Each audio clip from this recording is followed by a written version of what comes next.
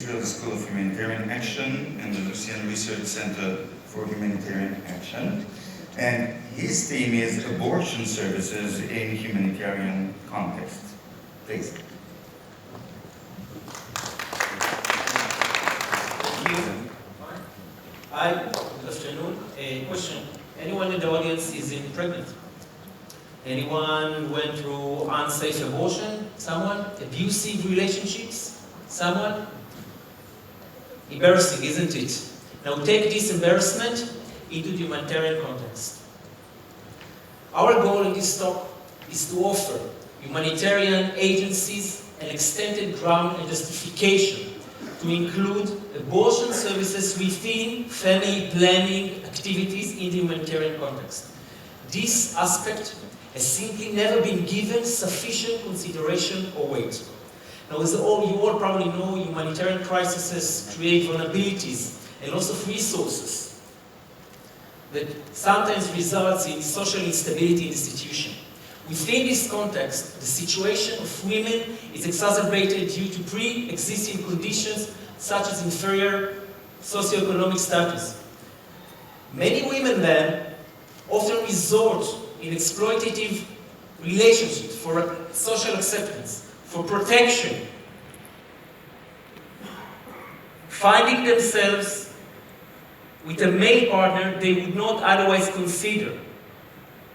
These relationships take the form of abusive relationships, sexual survival sex, and prostitution if there is no other choice.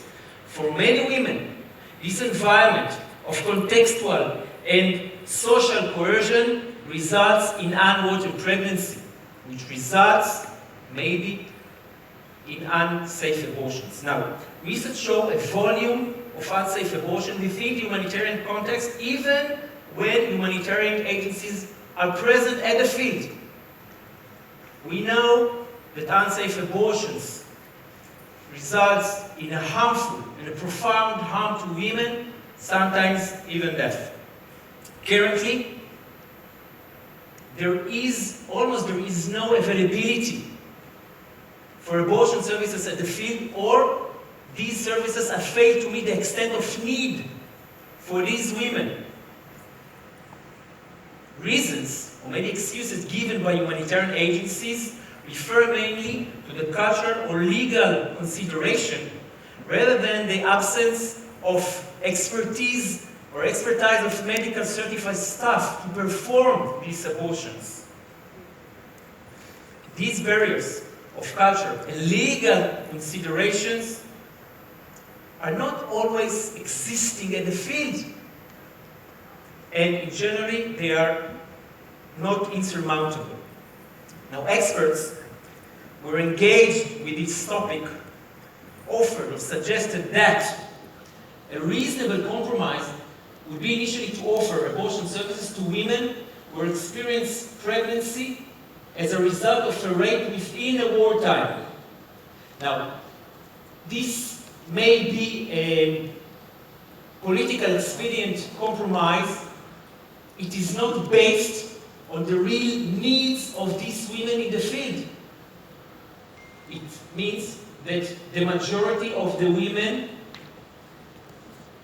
which we have the humanitarian and ethical obligation to, without a choice, disempowering them in regards to the most intimate part of their lives. Offering abortion services, pro-choice approach regarding abortions is fundamental pillar in the policy of health services in the humanitarian setting.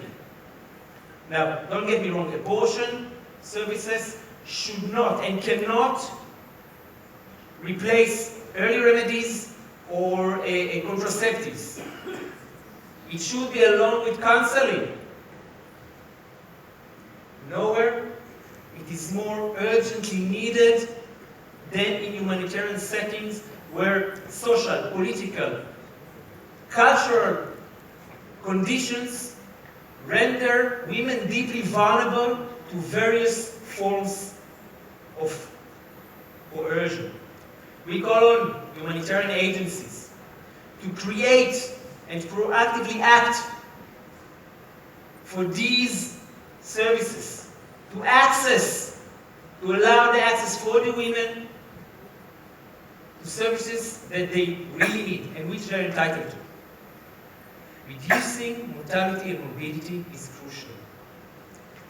But also, human rights agency taking back control over your destiny and human dignity. Thank you.